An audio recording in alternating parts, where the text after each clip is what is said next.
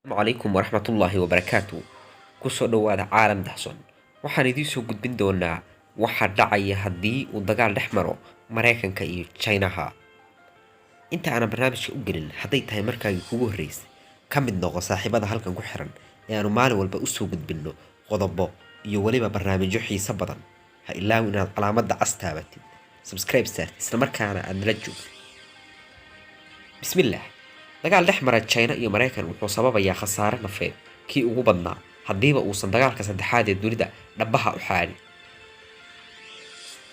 haddii taasu dhacdona waa dhammaadka dunida waxaa laga yaabaa in dad yar soo haraan oo ay beero iska fashaan sidaas marka aan leeyahay ha u malayn ciyaar xaqiiqatan waa dhab marka aynu fiirino awoodda hubka nukliyeerka ee dunida taalla kaasoo halkii bam ee magaalo lagu dhifto ay dili ka ugu yaraan 80% dadka magaaladaas ku nool inta soo hartayna waxay noqonayaan dhaawac daran waxaan marka hore isbarbar dhigaynaa awoodda China iyo Mareykanka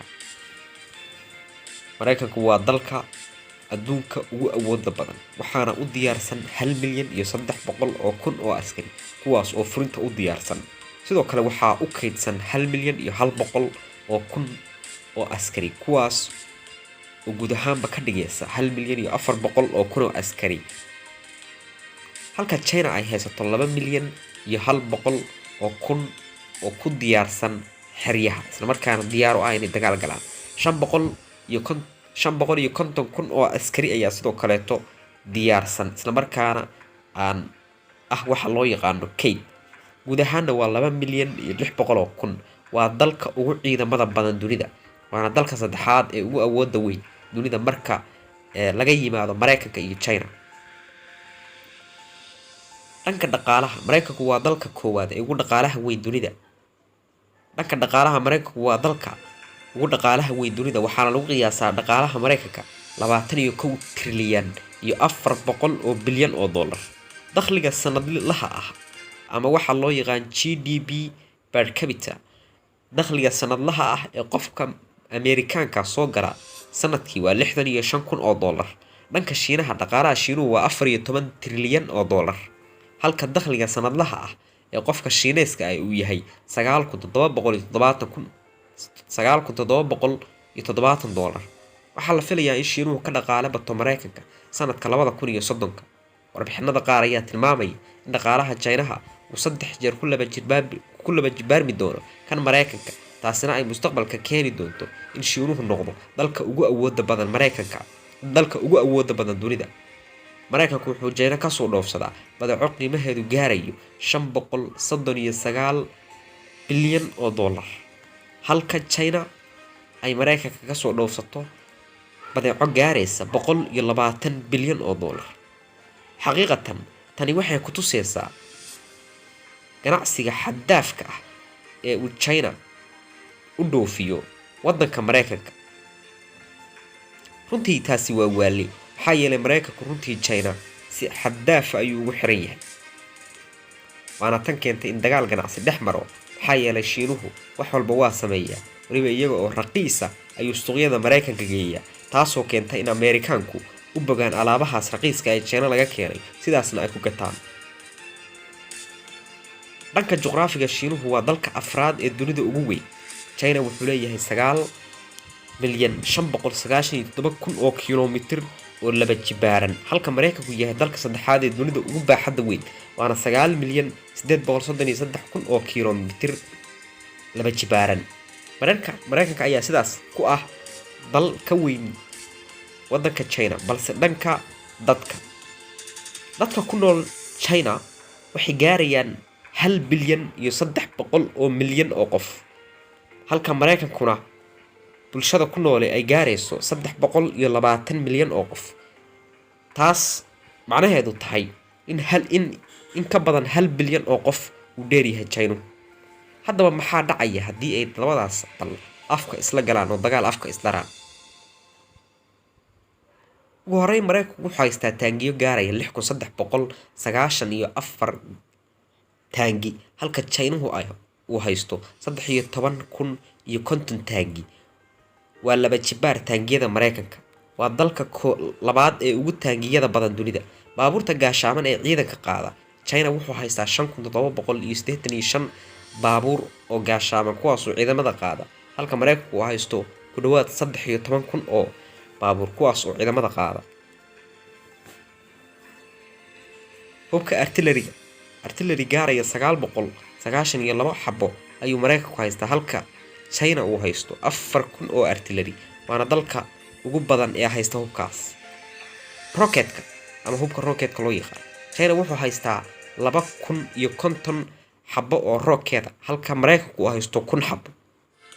diyaaradaha aircraftiga ah China wuxuu haystaa 3,180 halka uu Mareykanku haysto 13,400 waana dalka ugu badan ee haysta diyaaradaha aircraftiga. dhanka diyaaradaha dagaalka China wuxuu haystaa 222 xabadood oo diyaaradaha dagaalka ah halka uu Mareykanku haysto 2,365 waana dalka ugu badan ee haysta diyaaradaha noocaas.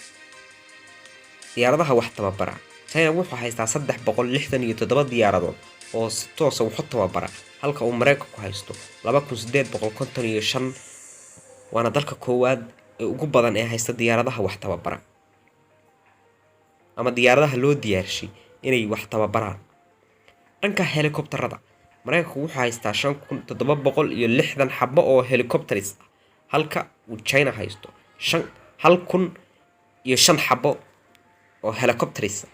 diyaaradaha weerarka Mareykanku wuxuu haystaa 974 diyaaradood oo loogu talagalay in wax lagu weeraro halka China uu haysto 285.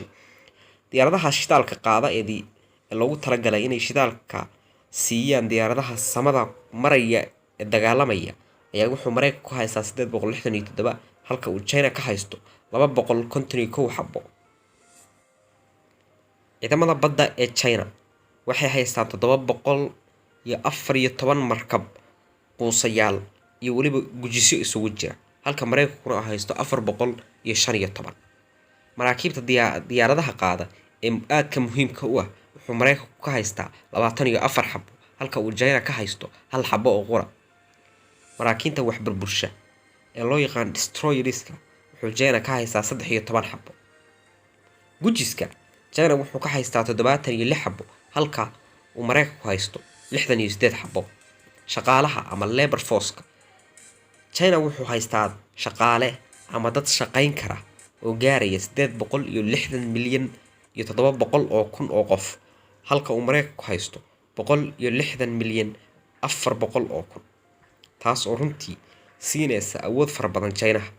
maraakiibta xamuulka China wuxuu haystaa 4,287 markab oo qaada xamuulka halka uu Mareykanku haysto 3,615. dhanka dekadaha Mareykanku wuxuu haystaa 33 dekadood halka uu China uu haysto 15 dekadood guud ahaan. ayraboorada China wuxuu haystaa 507 ayrabooro kuwaas oo si toos ah u shaqayn kara halka uu Mareykanku haysto 13,513 oo ayrobar kuwaas oo si toos ah u shaqaynaya. soo saarka shidaalka China wuxuu maalinkii soo saaraa 3,800,000 oo kun oo barmiil fuusto ah halka uu Mareykanku soo saaro 9,013,000 kun oo milyan oo fuusto ah shidaal ah. dhanka isticmaalada shidaalka Mareykanku wuxuu maalinkii isticmaalaa 19 milyan oo fuusto halka Mareykankuna uu China isticmaalo 10 milyan oo fuusto. shidaalka ay labada dal soo saaraan kuma filna sidaas awgeed waxay soo dhoofsadaan shidaal fara badan. marka aynu eegno xogta aan soo sheegnay waxaa runtii aad isugu dhow awoodda labada dawladood. dagaal dhex marana wuxuu keenayaa dhibaato aan la qiyaasi karin. awalan Mareykanku dagaal toos ah keligii kuma qaadi karo Shiinaha maxaa yeelay Mareykanku waa guuldarraysanaya sababtoo ah haddii uu Mareykanku doonayo inuu dagaal qaado waa inuu awoodiisa oo dhan isugu geeyo si uu Shiinaha uga adkaado. taasina waxay keenaysaa in guud ahaanba hubkiisa iyo dhaqaalihiisu burburo. waxay taasina fursad siinaysaa Ruushka oo markaas cagta marin doona reer Yurub maadaama Mareykanku meel ku sii jeedo oo uu Shiinaha la dagaalamayo. balse haddii Mareykanku iyo xulufadiisu adeegsado arrintaasuna waxay sababi doontaa in Mareykanku uu weerar ku qaado shiinaha isaga oo adeegsanaya xulufadiisa aan qeexna horta bal waa kuwee xulufada maraykanku wuxuu si aada isugu hadlaynayaa dalal awood badan sida ingiriiska, faransiiska, south korea, india iyo jaban. sidoo kale turkiga ayaa soo geli kara xulufada maraykanka, balse arrinta adag ayaa waxay tahay india iyo ruushku waa saaxiibo isku dhow islamarkaana xulufo hoose ah. waa adag tahay in india iyo ruushku ay laba doc ka kala dagaalamaan. sidoo kale india China kuma degdegi karto maxaa yeelay Pakistan ayaa iyaduna aada khatar u ah oo ay madaxa isla galayaan. arrinta adag ayaa waxay tahay haddii China la weeraro Turkigu kuma dhiiran karo inuu qayb ka noqdo maxaa yeelay dhawaanahan Turkigu galbeedka aad ayuu uga fogaanay. dhanka China waa kuwa xulufada Shiinaha uu aadka isugu hadlaynay. waxaa ka mid ah xulufada Shiinuhu aadka isugu hadlaynay Ruushka, Pakistan, Iran, North Korea oo dhammaantood nuclear haysta. fursadda uu China haysto ayaa waxay tahay Shiinaha xulufadiisu dagaal kama baaqsan karaan. tusaale haddii India ay China weerarto waxaa durba isdagaalaya Hindiya iyo Shiinaha, Hindiya iyo Pakistan. haddii South Korea ay China weerarto waxaa durba isdagaalaya South Korea iyo North Korea. sidoo kale Ruushka ayaa weeraro daran qaadi doona haddii ay ciidanka Maraykanku isku dayaan inay dhuumaha shidaalka ee China ilaa iyo Ruushka burburiyaan. Shiinuhu waxa kaliya uu ka walwalayaa waxay tahay shidaalka. China waxaa yaala ilaa 340 milyan oo gawaari ah kuwaas oo shidaal u baahan. dalkuna wuxuu maalinkii oo kaliya u baahan yahay ilaa 13 milyan oo fuusto ah oo shidaal ah, taas oo dibadda ka soo dhoofsado. shidaalka ugu badan waxa uu ka soo dhoofsadaa wadamada bariga dhexe iyo Ruushka. sidaas awgeed haddii dekadaha Shiinaha la burburiyo waxaa dhaawacmaya dhaqaalihiisa. sidoo kale kuma sii jiri karayo dagaal, balse waa adag tahay in China saliid laga curyaamiyo.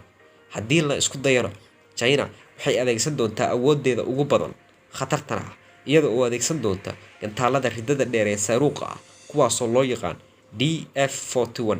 gantaalahan ayaa xambaari kara hubka sida ba'an wax u gumaada ee nuclear-ka, waxayna gaari karaan bogcad kasta oo Maraykanka ka mid ah, yacni magaalo kasta oo Maraykanka ku taala. nuclear ayuuna xambaari karaa hubkaasi.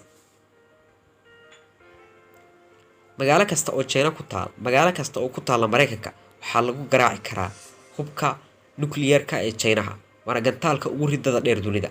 mana jirto wax celin kara gantaalkaas. sidaas hadday dhacdona waxaa hubkaisa adeegsan doona Maraykanka oo China roob kaga dhigi doona hubkiisa nuclear-ka ah ee awoodda badan. haddii dagaal noocaasi bilowdana waxaa khatar geli doona nolosha balaayiin qof.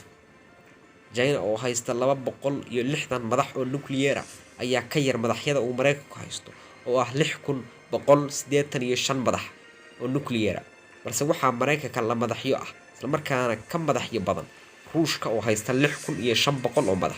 halkii madax wuxuu dili karaa magaalo dhan dadkeeda. xaqiiqatan madaxyada nuclear-ka ee haatan waxay 10 jeer ka khatar badan yihiin kana awood badan yihiin kuwii Maraykanku Jaban ku dhiftay 1945tii, kaasoo daqiiqado gudaheed dilay ku dhawaad 200 oo kun oo qof.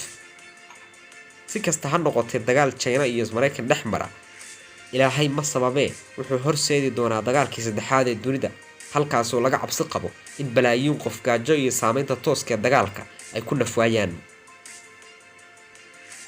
waxaana rumoobaysa oraah uu yiri saynisyahankii weynaa Albert Einstein oo ahayd ma aqaan nooca hubka lagu dagaalami doono dagaalka saddexaad ee dunida, balse waxaan hubaa ayuu yiri in dagaalka afraad lagu dagaalami doono qoryo waxa loo yaqaano ulo iyo dhagxaan. taasi oo ula jeeday in dagaalka saddexaad wax kasta ku burburayaan oo kan afraad ulo iyo dhagxaan uun la isla dhici doono.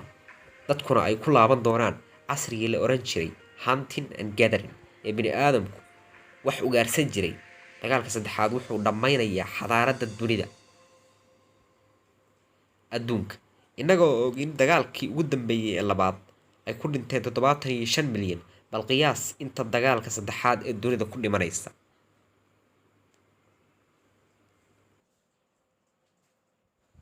haddii ay tahay markaagii kugu horreysay aad soo boqotid Caalam Dahsoon, channelka Caalam Dahsoon, ha ilaawin inaad subscribe saartid isla markaana ha ilaawin inaad like saartid si ay noogu dhiirigeliso soo gelinta muuqaallo macluumaad fara badan xambaarsan. mahadsanidin dhammaantiin.